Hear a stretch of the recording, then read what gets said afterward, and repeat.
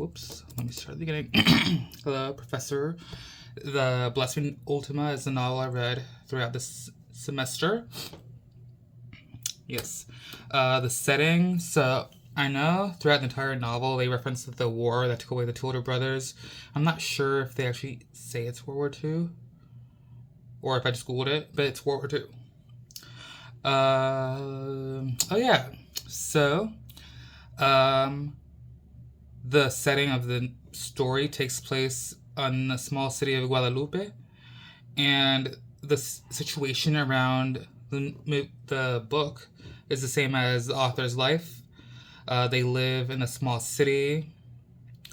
The father is from, plains kind of cowboy family. The mother is from farmers, and the author's life is reflected in Antonio's life. He has the same situation with his parents. The dad's a cowboy, the mom's the farm girl, and they had their differences or issues towards the beginning of where they would live, because the dad wanted to live on the plains, El Llano, and the mom wanted to live on good fertile farmland, and their sort of compromise was living a bit outside of the town, Guadalupe, and just having a little home.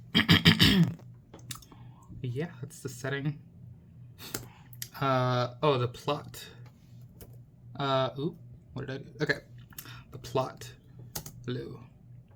Oh, yeah, so first of all, mainly the plot is just a coming-of-age story for Antonio.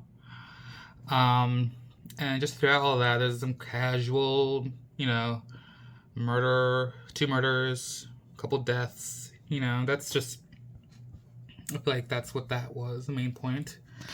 And a couple subplots, just things happening in Antonio's life, is just the issues between the two sides of his family. Mares, they are the cowboys, they want to live in the land, be free. And the Lunas, not only are they farmers and they want Antonio to continue in their tradition, but they're seeing in him his future as priest. And that's just, throughout the movie, or throughout the book.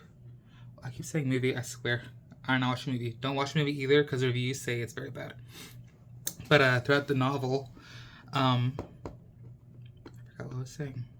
Yeah, he just has confronting with both sides of his family, arguing over him. And in the first chapter, his first weird dreams were of him witnessing his birth, and how the first thing the two sides of the family did were fight and argue about what his future would be. Religion is also just a very heavy topic, because not only is religion very important in Mexican kind of culture, but in this novel, as I said, Maria Luna, the mother, was very devout Catholic, and the father, he wasn't totally agnostic or anything. He just did not care. In his worst moods, he would curse. He wouldn't really curse church, but throughout the novel, we would have Antonio questioning religion and why God will allow whoever, who died? Narciso, is he going to hell? The PTSD guy from the beginning, is he going to hell because he did kill a sheriff, but he was suffering mentally? So, he just has this question and questioning religion. And then another thing that Ultima brought to the table was just spirituality, and how that is conversely to the mom's Catholicism. Ultima, she brought the owl itself is her soul, so we have the whole idea of souls and good and bad. And Ultima taught Antonio about how to care, to take the herbs from the trees and how to be respectful about that. Oh yeah, and I wrote Indigenous versus Spaniard. That's what I saw in that, and they mentioned as well about the Indians and the natives. I forgot what exactly they said, but they mentioned it. They brought it up. Let me see if I'm missing something. Main characters. Oh, that's right. Okay, the cast. So, hold up. All right, we're back. So, Ultima. Her name's in the title. The book starts and ends with her life, her entering their life and her death. She was very important, obviously. Um, oh yeah, I saw her just everyone's very like respected of her. They respect her. Like the family calls her La Grande. Everyone calls her La Grande because she's just such an important figure in everyone's lives. And um, yeah, um, yeah, moral findings, spiritual sense. Mm-mm-mm. Oh yeah, she was a very selfless person. Like people were cursing her and like behind her back, call her like brujeria. Like they accuse her of witchcraft and stuff. And she's like, I don't care. I'll heal you all. And yeah, let's go for Maria Luna. She loved La Grande. Like the first thing we saw her do was her telling her husband like they have to bring her home to their home during her final days. And I wasn't really sure who I wanted to Ultima to be played by, whatever cast by. So I just googled like old Hispanic woman, and I found her. She's not old, but Sonia Sotomayor. I didn't really know who she was, but Google says that she's an associate justice of the Supreme Court, and I think that it's such a very fitting person to play Ultima because, as a judge, like I would think, like I don't think this would be like morality involved, it's just law and everything, but I feel like her position in getting justice done, I just feel like she would be good at being Ultima. Yeah. For Antonio Juan Maras y Luna. Oh, that's the kid's name. That's his whole name. It's weird. So, what? Oh, okay. I was confused. I made this presentation a while ago. So, Antonio.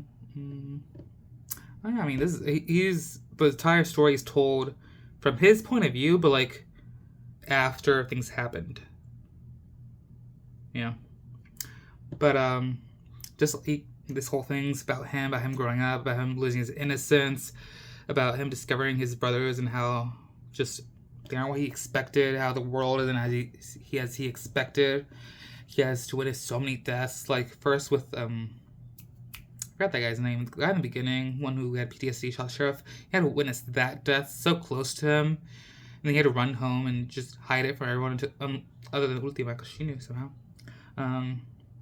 The death of Narciso, like he saw his brother dismiss that man, and then that led to the man being killed. Like that's crazy. His friend was it? I forgot the friend's name, the one that drowned. Like it's crazy. But yeah, he was sheltered, or he was very sheltered at home, and as he grew up, he was witnessed to a lot of stuff. And Antonio's a child, and I don't really know many child actors who ended lives, but Google says this dude, his father died from colon cancer, and I feel like that's like that's very deep and personal to a child because you haven't been alive very long, and boom, your dad's dead. So I feel like he could very much like just. He shares the feelings that Antonio has. I feel like he could play Antonio. Yeah, dealing with death below a young age, heavily emotional situations. Yeah. So the parents, Gabriel Maris, y Maria Luna. So, I think I've explained them very well. Like, they're very two opposite sides of a coin. Like, to me, I feel like Gabriel's very like hot-headed. He's very angry. Like he's always described as being drunk and bitter with the world, and how he had just his dreams are gone, and how his sons finally come back, and then they don't want to be part of his dream, and they leave him, and he's very sad. Yeah, bitter from unreached dreams. At times, he's level-headed. He's like very, yeah. He's very like wow of a man. Sometimes he's very mad and angry and bitter, but other times he's calm, collected, and people come to him for help and. Yeah, I feel like he calls himself. He's a very weird man. Maria Luna. Oh yeah, the epitome of a Catholic woman. She goes to church every Sunday. Like they fast before Sunday. She's always being very respectful, and like her whole thing with La Curandera Ultima. She welcomed her to her home, and she's just a very respectful woman. And who did I choose for these? Oh.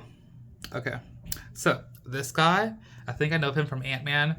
I just googled like Gabriel's past, like, immigrant. He's just working hard, trying to provide for his family. This dude, what's his name? Michael. Michael apparently is a working class man, or he was before he became an actor.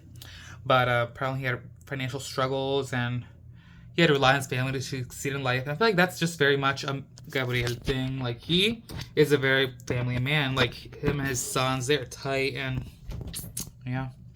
Now, Jenny Rivera. What did I write? Oh, yeah.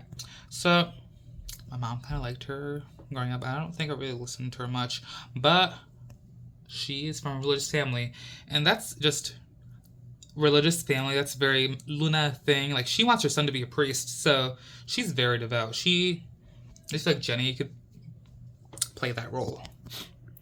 That's 4 people. Do I have a 5th?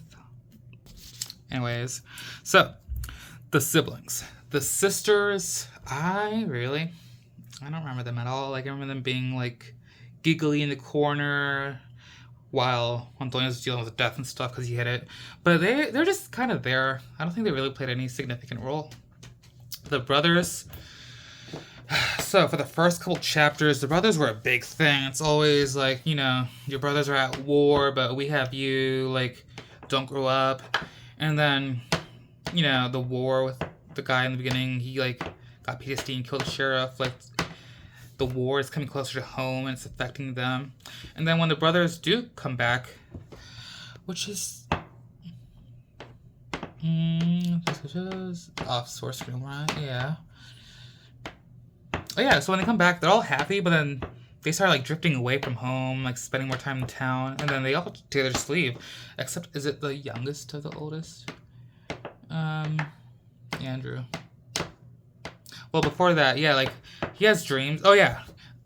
His dreams. Antonio's dreams, he has about his brothers, and, like, they put pressure on him, and it's kind of nasty. It's very nasty. And, like, they're talking to him, and they're conversing about leaving, and one of them's like, hey, like, what about mom and dad? And they're like, don't worry, Tony's got it. And, like, that's crazy, putting, like, you don't want to deal with your parents' expectations, but you drop them off onto your younger brother. Like, that's very nasty. It's very gross. It's very crazy. But, yeah. The main thing about the brothers was Andrew. Andrew caused Ned Cecil's death. Now, he didn't shoot the man, but he, like, basically loaded the gun. Old.